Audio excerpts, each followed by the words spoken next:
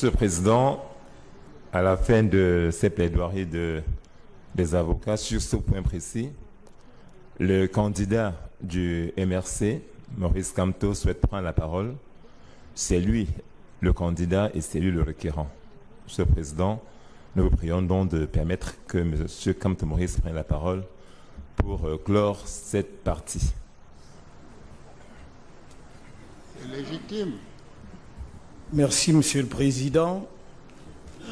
Honorables membres du Conseil constitutionnel, Mesdames et Messieurs, je connais et j'ai le privilège de connaître un certain nombre d'entre vous.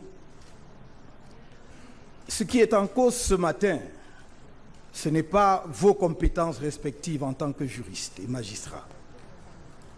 Ce n'est pas votre intégrité personnelle. C'est le sentiment qu'un justiciable peut avoir face à une juridiction dont les membres, de par leurs fonctions passées ou présentes, ne présentent pas toutes les garanties, l'impartialité exigée par les instruments juridiques internationaux et la législation nationale. Je peux comprendre la gêne, parce que cette question peut induire le sentiment qu'il y aurait d'emblée disqualification de quelques-uns d'entre vous à connaître du contentieux qui vous a été soumis sur le fond. Là n'est pas la question. La question, c'est de savoir si, à la fin de ce contentieux électoral, les justiciables que nous sommes, à commencer par moi-même, mais également l'opinion nationale et éventuellement internationale, aura le sentiment que de hauts magistrats, d'honorables conseils à la Cour suprême, qui, pour diverses raisons, comme on l'a dit tout à l'heure, se sont retrouvés membres d'un parti politique dont un des candidats à l'élection est une émanation, peuvent, dans des conditions de sérénité, dans des conditions d'impartialité, rendre une décision qui ne souffre pas de suspicion légitime. Et à cette question, il n'y a que vous pour y répondre. Mes avocats ont suffisamment exposé les raisons pour lesquelles il y a une base juridique suffisante à ma saisine. Pourquoi j'ai qualité d'être partie à cette procédure. Il vous revient, et il vous revient cette tâche cruciale de poser les jalons de la démocratie camerounaise dont vous êtes l'ultime régulateur. Car après tout, toute élection peut se dérouler, mais celui qui dit ultimement qui a été élu, c'est bien vous-même. Je n'ai pas ici l'occasion de revenir sur le sens et la portée de ma déclaration du 8 décembre. Il me suffit de dire, Monsieur le Président, honorable membre du Conseil constitutionnel, que je n'ai nullement eu le sentiment d'avoir enfreint une seule fois la loi, ne serait-ce que parce que l'article 113 du Code électoral dit que les résultats des élections sont proclamés immédiatement à l'issue du décompte dans chaque bureau de vote. Chacun peut faire la sommation et indiquer les tendances. Mais tout le monde sait, à commencer par moi-même, que vous seul pouvez proclamer le vainqueur d'une élection. Si je ferme cette parenthèse, je voudrais revenir substantiellement au sens de notre démarche. Ce n'est pas une défiance vis-à-vis de la Cour ou du Conseil. Ce n'est même pas une défiance vis-à-vis des personnes interpellées. C'est simplement la soumission à votre auguste instance de faits, et rien que de faits. Et c'est à vous-même d'examiner ces faits et de savoir ce que vous voulez en faire. Comme on l'a dit tout à l'heure, nous aurions pu ne pas passer par cette phase de la procédure si ceux qui d'entre vous sont concernés par cette procédure de récusation avaient senti, éprouvé la nécessité d'un déport. Vous avez dit, Monsieur le Président, qui donc va recomposer le Conseil constitutionnel si d'aventure notre requête devant vous prospérait? La même personne qui vous nomme. Mais il se trouve d'ailleurs que la même personne, cette personne-là qui vous nomme, était candidate à l'élection qui vient d'avoir lieu. Et on voit bien le caractère inextricable de notre système. Et si vous ne faites pas l'effort justement qui vous hisse, oh, pas à hauteur des dieux, on aurait voulu, mais quand même un tout petit peu en dessous d'eux, pour dire ici et maintenant ce qui va être la fondation de la démocratie camerounaise dans ses bases juridiques essentielles, en disant, dans ce cas-ci, bien que le président de la République qui nous nomme soit candidat à cette élection présidentielle, nous avons le devoir de contribuer à la stabilité et la paix dans notre pays en rendant la bonne décision dans cette affaire.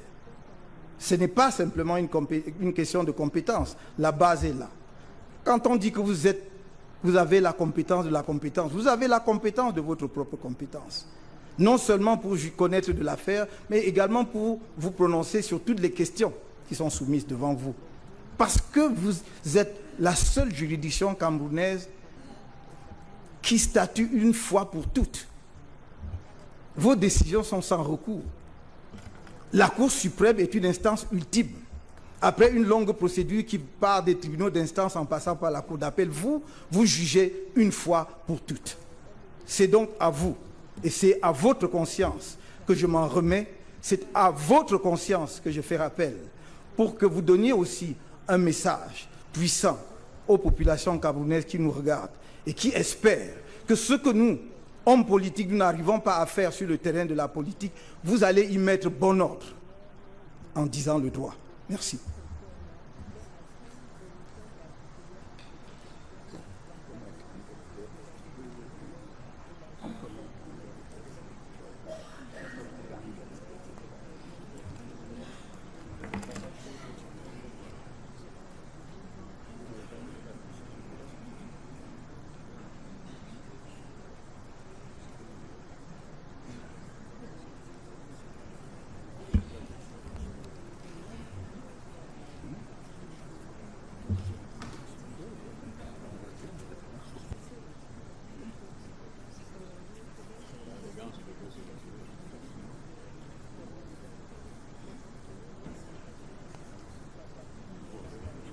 L'affaire est mise en délibéré en cours d'audience. Celle-ci est suspendue, elle reprend d'un moment à l'autre.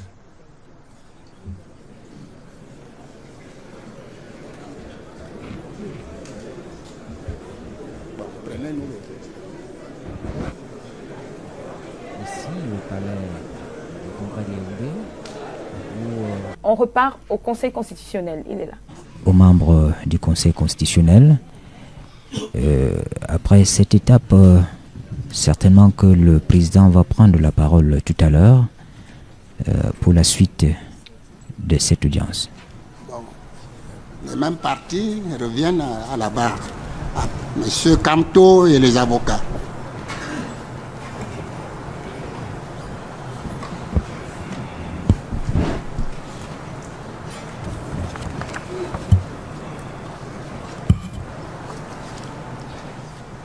Le Conseil a délibéré et avant de vous donner le dispositif de la décision, on aimerait donner quelques éléments de ces motifs à l'intention du public qui a suivi le débat.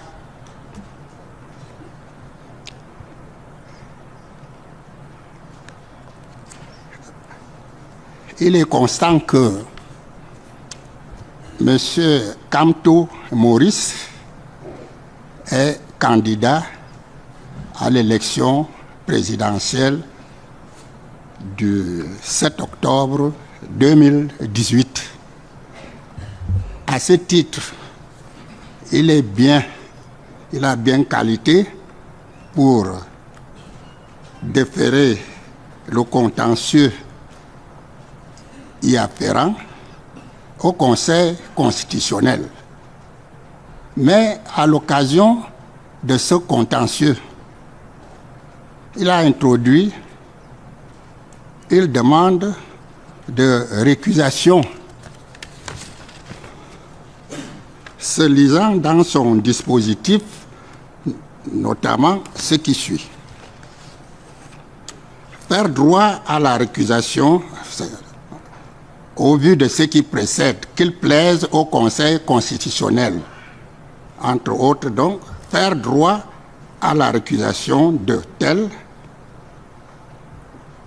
transmettre à qui de droit ce qui appartiendra pour qu'il soit pourvu au remplacement de ce membre par l'autorité ou l'organe de désignation concerné. Il s'agit donc de mettre fin aux fonctions de membres du Conseil constitutionnel, aux membres ainsi récusés. Et ce point se trouve dans la situation d'une question préjudicielle qui doit être réglée par une législation, une procédure spéciale. Et à ce titre, nous arrivons sur la loi qui a été évoquée, la loi de 2004, sur le statut des membres du Conseil. On nous a lu les incompatibilités, le serment, mais la même loi prévoit au chapitre 6, parle de la sécession des fonctions des membres du Conseil, qui rejoint donc le dispositif de la demande de récusation. Et c'est cet article 10 qui a été lu par le rapporteur dans les termes ci-après. Le Conseil constitutionnel, statuant à la majorité des 2/3 de ses membres, peut d'office ou à la demande de l'autorité de désignation mettre fin au terme d'une procédure contradictoire aux fonctions d'un membre qui aurait méconnu ses obligations, enfreint le régime des incompatibilités ou perdu la jouissance de ses droits civils et politiques. Or, il n'y a que le Conseil lui-même, d'office, ou à la demande de l'autorité qui a désigné les membres.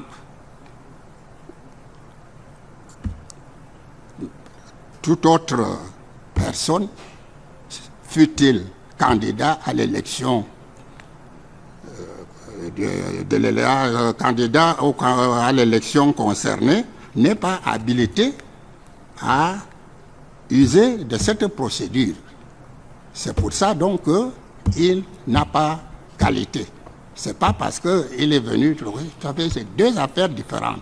Il s'agit en quelque sorte d'une question, c'est bien une question préjudicielle qu'il faut d'abord régler par cette procédure spéciale que prévoit l'article 18. Alors, et par ces motifs, le Conseil, statuant contradictoirement, publiquement, à l'unanimité de ses membres, décide, joint les requêtes de M. Kamto, les déclare irrecevables pour défaut de qualité, laisse les dépenses à la charge du Trésor public et ordonne la publication de la présente décision au journal officiel en français et en anglais.